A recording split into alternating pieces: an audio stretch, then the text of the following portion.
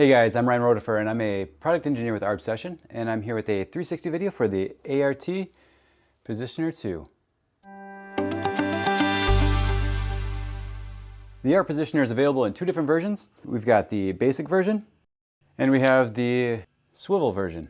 And really the only difference between the two is that the swivel version has the swivel. Otherwise they're exactly the same. And when it comes to mechanical adjusters for lanyards, the ART Positioner 2 has been the go-to device for arborists for many years. And a big reason for that is that this innovative device grabs the rope instantly under a load, giving you basically no sit back at all. The Positioner 2 allows quick, reliable one-handed adjustments, even under tension. It has an ergonomically designed release lever, which makes handling effortless. The Arbsession 2 works especially well with ropes between 11 and 13 millimeters, but it also can work with a wire core rope between the 12 to 13 millimeter range. The Positioner has been built out of machined aluminum and is CE certified. And just for a friendly reminder, ART has added the rope diameter that it can accept with this cam. It weighs just over 6 ounces, but delivers a braking strength of 23 kilonewtons and has a service life of 7 years. There are two ways to install the ART Positioner 2. First and easiest way is just to install it right from the end of the line, right through where the cam sits. But if you do have a lanyard that has a splice on both sides, like I do here with this Sterling Tritech, you can't really run that through. So you do have to take the cam off. And right now would be a good time to mention that there are quite a few different replaceable parts on this ART Positioner.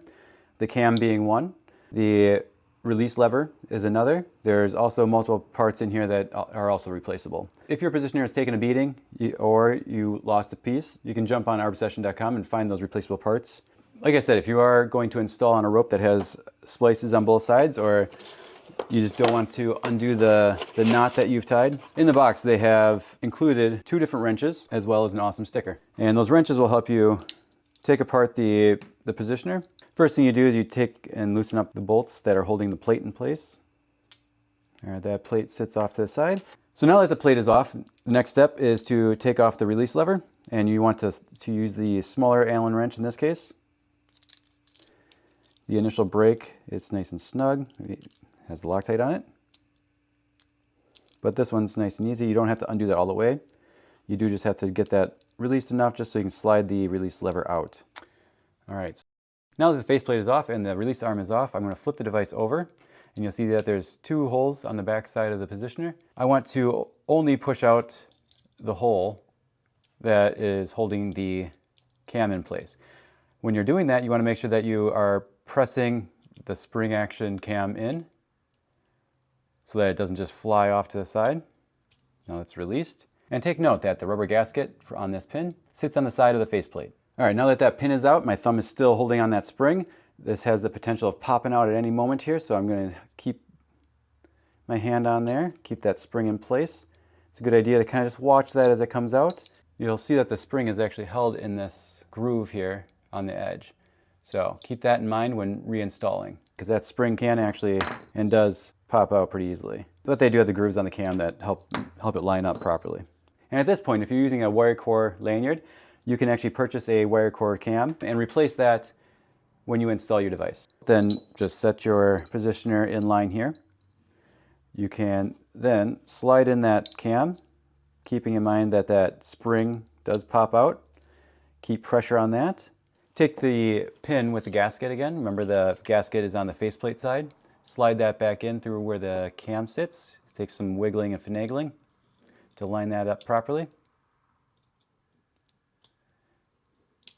You want to make sure that that does sit all the way in and is flush. Next, you'll want to reinstall the release lever.